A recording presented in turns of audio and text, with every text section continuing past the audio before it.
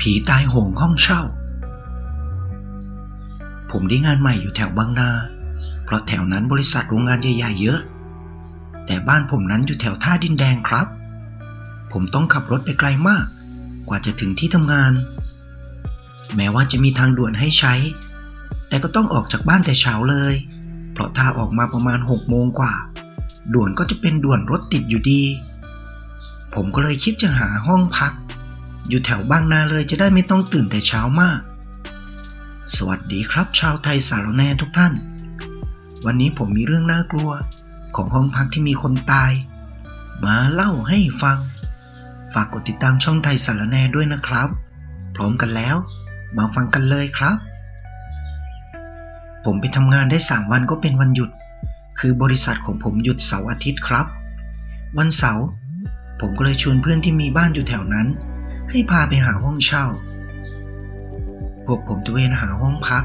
อยู่เกือบเย็นก็ไม่ได้ห้องพักที่ต้องการบางที่เก่ามากๆบางที่ผมไม่ชอบเพราะบรรยากาศรอบๆดูเปลี่ยวห่างไกลจนผมไปเจออยู่ที่หนึ่งมีอยู่หลายตึกมีคนพักมากมายเพราะดูจากรถที่จอดอยู่ในลานจอดรถแต่คำตอบที่ได้ก็คือห้องเต็มไม่มีห้องว่างก่อนกลับบ้านผมก็เลยเอาเบอร์ผมให้ผู้ดูแลตึกบอกว่าถ้ามีห้องว่างให้โทรบอกผมได้ตลอดเวลาเลยนะครับเมื่อผมกลับไปถึงบ้านก็มีโทรศัพท์เข้าเป็นคนดูแลตึกนั่นเองป้าเขาบอกว่ามีห้องว่างอยู่ห้องนึงชั้น4ให้เข้าไปดูได้เลยถ้าสนใจก็ค่อยว่ากันเช้าวันต่อมาเป็นวันอาทิตย์ผมก็เดินทางไปที่อพาร์ตเมนต์นั้นแต่เช้าเลยพร้อมเตรียมของเผื่อว่าถ้าอยู่ได้ก็จะอยู่ที่นั่นเลยเช้ามาก็พร้อมทำงานเมื่อผมเข้าไปดูห้องที่ป้าบอกว่าว่างอยู่นั้นห้องนี้ขึ้นลิฟต์ไปห้องนี้เป็นห้องสุดท้ายของชั้น4เลยป้าเดินมาส่งผมที่หน้าห้องแล้วก็ยื่นกุญแจห้องให้ผม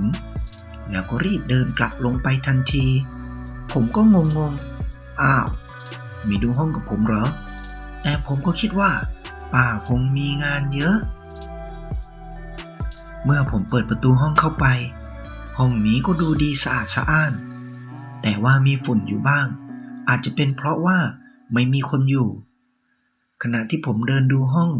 ผ่านหน้าห้องน้ำที่ยังปิดสนิทอยู่นั้นผมก็ได้ยินเสียงน้ำไหลอยู่ในห้องน้ำเหมือนมีคนกำลังล้างมืออยู่ผมหยุดชะงักจ้องมองไปที่ห้องน้ำนั้นตาไม่กระพริบขนในตัวของผมตอนนั้นเหมือนมันพร้อมใจกันตื่นขึ้นมามันลุกซาบซ่าทั่วตัวแต่ผมก็ยังทำใจกล้าๆเปิดประตูห้องน้ำนั้นแง้มดูทีละน้อยแต่เมื่อประตูห้องน้ำนั้นเปิดออกผมก็พบกับความว่างเปล่าไม่มีน้ำไหลไม่มีอะไรเลยอ้าวผมถอนหายใจเสียงน่าจะดังมาจากห้องข้างๆแน่ๆผมคิดเมื่อสำรวจห้องเป็นที่พอใจแล้วผมก็ตกลงจะเช่าห้องนี้เลยแล้วกันเพราะสภาพโดยรวมก็พอได้ผมเดินออกมาจากห้องเผื่อว่าจะลงไปหาซื้อข้าวซื้อของใช้จำเป็นเล็กๆน้อยๆมาไว้ผมแงนหน้าขึ้นมองหมายเลขห้อง413ผมทวนเผื่อตอนที่ผมขึ้นมาจะได้ไม่หลงห้องผมลงไปกินข้าวร้านป้าที่เปิดร้านขายอยู่หน้าตึก1กับข้าวอร่อยมากๆเลยป้าผมคงต้องฝากท้องที่นี่ทุกวันแน่ๆผมพูดเพิ่งมาอยู่ใหม่หรือจ๊ะป้าถามครับอยู่ตึกไหนเหรอห้องอะไรล่ะผมก็ชี้มือไปทางตึกริมสุดแล้วก็บอกว่าอยู่ห้อง413ครับพอผมพูดจบป้าก็มีอาการอึกๆอัก413ห้องสุดท้ายหรือจ๊ะป้าถามผมต่อครับผมตอบมีอะไรเหรอครับป้ายิ้มเจือนๆแล้วก็เดินเข้าไปหยิบสร้อยพระที่มีพระห้อยอยู่องค์หนึ่งยื่นให้ผมแล้วก็บอกว่าให้ผมห้อยคอไว้ก่อนให้ยืมอย่าปฏิเสธเด็ดขาดห้อยคอไว้เลยป้าบอกแกบังคับผมยกมือไหว้แล้วก็เอาพระห้อยคอไว้ทันทีคืนนั้นขณะที่ผมนอนหลับอยู่ผมก็ต้องสะดุ้งตื่นขึ้นมาเพราะเสียงคนอาบน้ำในห้องน้ำ ผมตื่นขึ้นมาฟังอยู่นานเพราะขี้เกียจลุกไปดูอีกอย่างผมคิดว่าคงเป็นเสียงอาบน้ำของห้องข้างๆแต่พอผมฟังดีๆมันเป็นเสียงอาบน้ำอยู่ในห้องน้ำห้องนอนผมนี่แหละจากงัวเงียตอนนี้ผมตาสว่างเลยครับเพราะผมไม่รู้ว่ามีใครแอบเข้ามาอาบน้ำในห้องของผมค่อยๆเดินไปที่ห้องน้ำนั่นยิ่งเดินเข้าไปใกล้เสียงอาบน้ำนั้นก็ยิ่งชัดเจนขึ้นใครกันวะผมคิดในใจตอนนั้นหัวใจผมเต้นแรงเลยผมหยิบได้ไม้ตียุงซึ่งผมคิดว่าเป็นอาวุธเดียวที่ผมมีตอนนี้ผมไปหยุดยืนอยู่หน้าห้องน้ำแล้วก็แข็งใจตะโกนเข้าไปทันทีว่าใครอยู่ในนั้นมันได้ผลครับเสียงอาบน้ำเงียบสนิทเลยแต่ไม่มีเสียงตอบใครอยู่ข้างในผมถามไปอีกเงียบเหมือนไม่มีสิ่งมีชีวิตอยู่ในห้องน้ำนั้นเลยผมชั่งใจอยู่ครู่ค่อยๆเอามือผลักประตูห้องน้ำให้เปิดออกมืดตึ๊ดตื้อเพราะว่าห้องน้ำไม่ได้เปิดไฟผมเอามือไปกดสวิตช์ไฟอย่างรวดเร็วปรากฏว่าในห้องน้ำนั้นว่างเปล่าไม่มีสิ่งใดพื้นห้องน้ำก็แห้งสนิทอะไรวะหูฝาดเหรอผมอุทานออกมากับตัวเองยืนงงอยู่ครู่ก่อนที่ผมจะเดินไปล้มตัวลงนอนต่อนานเท่าไหร่ผมก็ไม่รู้ได้ผมสะดุ้งตื่นขึ้นมาอีกเพราะได้ยินเสียงอาบน้ำในห้องน้ำอีกแต่คราวนี้มีเสียงร้องไห้ปนออกมาด้วยผมลุกขึ้นนั่งอย่างรวดเร็วเอาไงดีวะผมคิดจะไปดูตอนนี้ผมก็ปอดแหกแล้วจะนั่งฟังอยู่อย่างนี้ก็ยิ่งหลอนไปใหญ่ขนทั้งตัวของผมตอนนี้มันลุกชูชันทุกเส้นขณะที่ผมกำลังลังเลว่าจะทำอะไรดีอยู่นั้นเองประตูห้องน้ำก็เปิดออกผมหันไปจ้องมองตาไม่กระพริบในห้องน้ำนั้นมันมืดมิดดีแต่ผมเปิดไฟดวงเล็กๆหน้าห้องน้ำไว้เวลาไปเข้าห้องน้ำจะได้มองเห็นทางผมมองเข้าไปในห้องน้ำแบบใจตุ้มๆต่อมๆตอนนั้นผมมองไม่เห็นอะไรเลยแต่ผมมองไปที่ประตูห้องคิดว่าถ้ามันจะไม่ดีผมจะวิ่งหนีออกไปจากห้องนี้เลยขณะที่ผมจ้องมองไปที่ห้องน้ำนั้นอยู่ประตูห้องน้ำเจ้ากรรมมันก็ปิดปั้งอย่างแรงผมลุกกระโดดลงจากเตียงร้องเฮ้ยเตรียมใส่เกียร์หมาเลยครับแล้วผมก็ได้ใส่เกียร์หมาจริงๆเมื่อจู่ๆประตูห้องน้ำก็โดนกระชากเปิดออกอย่างแรงแล้วมีร่างของหญิงสาวผมยาวเสื้อสีดำท่อนล่างมองเห็นไม่ถนัดแต่น่าจะเป็นชุดดำทั้งชุดล้มฟาดกับพื้นหน้าห้องน้ำเสียงดังโครมสนั่นตาเหลือกลานจ้องมองมาที่ผมไม่กระพริบผมไม่ดูอยู่นานรีบวิ่งไปที่ประตูใกล้ๆแค่นั้นผมคิดว่ามันไกลมากๆผมได้ยินเสียงหัวเราะปนเสียงร้องไห้และร้องออกมาว่าช่วยด้วยช่วยด้วยแล้วก็ร้องไห้แล้วก็หัวเราะแถมมีเสียงของเด็กแรกเกิดร้องไห้แทรกมาอีกด้วยกว่าผมจะถึงประตูเปิดประตูได้ก็วิ่งลงไปป้อมยามคือที่หมายของผมเลยครับพอไปถึงป้อมยามพี่ยามก็ถามผมว่าไปเจออะไรมากว่าผมจะทำใจเล่าเรื่องให้พี่ยามฟังได้ก็นานโขเลยแล้วพี่ยามก็ถามผมว่าห้อง413ใช่ไหมผมตอบว่าใช่พี่ยามพยักหน้าแล้วก็บอกว่าห้องนั้นเป็นห้องระดับตำนานเลยมีคนมาอยู่ได้ไม่เกิน1 คืนทุกรายเช้าวันต่อมาผมลางานเลยครับผมตั้งใจจะไปทำบุญทำสังฆทานให้กับพี่สาวกับลูกในท้องของเธอที่ผมเห็นเมื่อคืนเพราะป้าคนดูแลห้องกับพี่ยามเล่าให้ผมฟังว่าหลายปีก่อนมีสาวน้อยนางหนึ่งหน้าตาสวยมากๆมาเช่าห้องนี้อยู่ได้ประมาณเดือนเธอก็หายไปไม่ลงมาพบอีกทีเป็นศพนอนตายอยู่หน้าห้องน้ำเธออาจจะกินยาตาย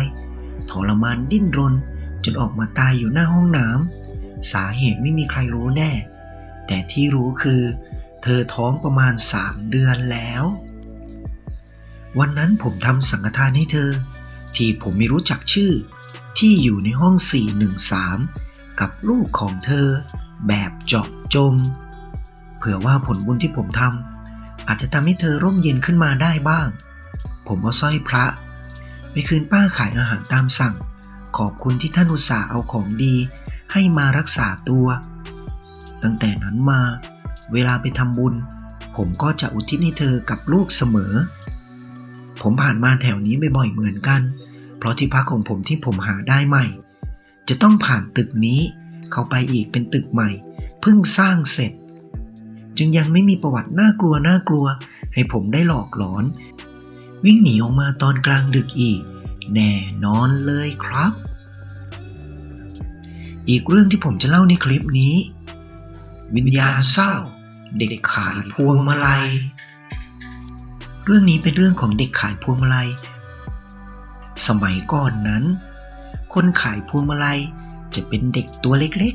ๆที่มีแก๊งขายเอามาปล่อยขายตามสี่แยกต่างๆขายได้เงินยึดหมดนับตามพวงมาลัยให้พวกเด็กๆกินแค่ข้าวตามมีตามเกิดกับซุกหัวนอนในห้องเล็กๆรวมกันสภาพเด็กเหล่านั้นน่าสงสารมากๆครับทางกลับบ้านของผมจะต้องผ่านแยกใหญ่แยกหนึ่งพอรถติดไฟแดงจะมีเด็กหญิงหน้าตามอมแมมคนหนึ่งวิ่งมาขายพวงมาลัยตอนนั้นเธอจะเรียกผมว่าพี่ซื้อพวงมาลัยให้หนูหน่อยค่ะผมก็จะซื้อทุกครั้งเพราะสงสารหน้าตาน่ารักแต่มอมแมม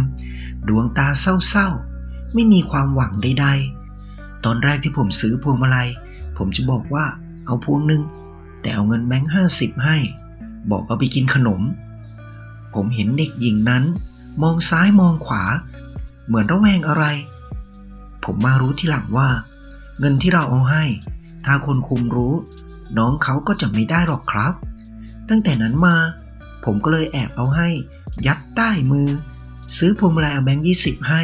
แต่แบงค์50ยัดใต้มือน้องเขาก็จะนิ่งๆแต่ก็ไม่รู้หรอกว่าน้องเขาจะได้ใช้มันหรือเปล่าผ่านมาได้เป็นปีเลยครับวันนั้นฝนตกพรำๆไม่หนักมากแต่ถ้ายืนอยู่กลางสายฝนนานๆก็เปียกปอนเหมือนกันครับผมจอดรถติดไฟแดงอยู่แยกใหญ่นี้อีกแล้วตอนนั้นเป็นเวลา3 ทุ่มกว่าแล้วผมก็ต้องตกใจเมื่อกระจกด้านขวามือของผมมีเสียงเคาะก๊อกก๊อกก๊อกผมหันไปมองอ้าว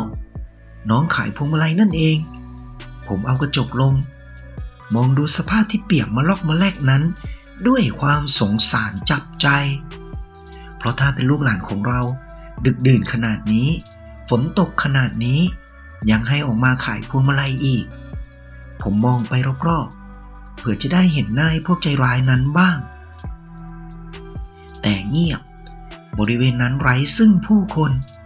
ผมยิ่งคิดสงสารน้องคนนี้เข้าไปอีกเพราะบริเวณนี้ตอนนี้มันเปลี่ยวมากๆแล้วน้องเขาอยู่ยังไงกันเนี่ยน้องเขายื่นพวงมาลัยให้ผม3 พวงส่งกลิ่นหอมกลุ่นมาเลยครับผมก็ยื่นแบงค์23 ใบให้น้องพร้อมกับเอาแบงค์100สอดซ่อนให้เหมือนเดิมแต่คราวนี้น้องเขาสายหน้าพูดออกมาว่าหนูไม่ต้องใช้เงินแล้วพวงมาลัยนี้หนูเอามาให้พี่จ้ะหนูจะไปแล้วจ้ะผมก็งงไปไหนอาจจะย้ายที่เหรอยังไงผมกำลังจะถามต่อก็มีเสียงแตรรถดังขึ้นไล่ให้ผมเคลื่อนรถไปผมมองไปข้างหน้าอ้าวไฟเขียวแล้วผมก็หันกลับมามองตรงที่น้องยืนอยู่อ้าวไม่อยู่แล้วผมทำอะไรไม่ถูกอยู่ครู่แตรรถก็ดังไล่มาเหมือนประมาณว่าจะไปหรือไม่ไป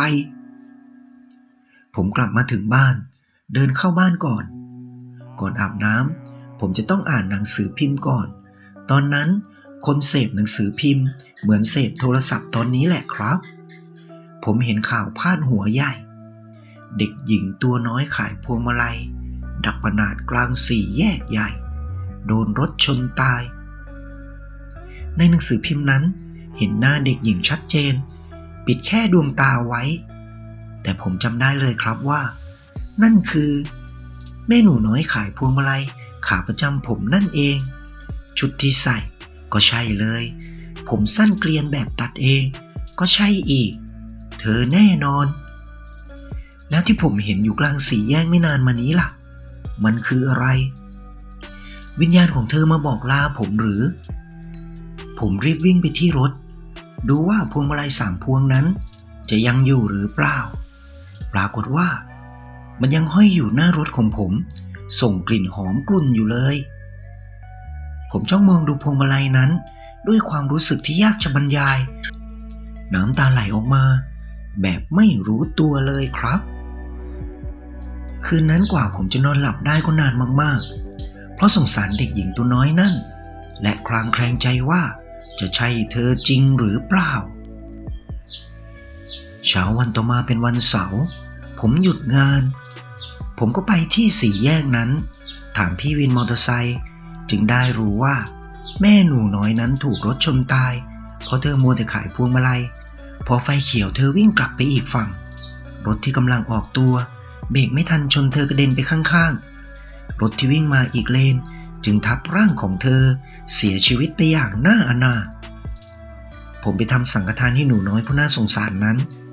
ให้เธอไปเกิดในภพภูมิที่ดีมีความสุขและตั้งแต่นั้นมาจนถึงบัดนี้เวลาทำบุญผมก็ยังอุทิศให้เธอตลอดไม่เคยลืมเลยครับคลิปหน้าผมจะนำเรื่องเล่าหลอนๆแปลกๆน่ากลัวมาเล่าให้ฟังอีกนะครับให้กำลังใจช่องไตสารแหน่กดติดตามได้ที่นี่เลยนะครับเจอกันใหม่คลิปหน้าสำหรับวันนี้สวัสดีครับ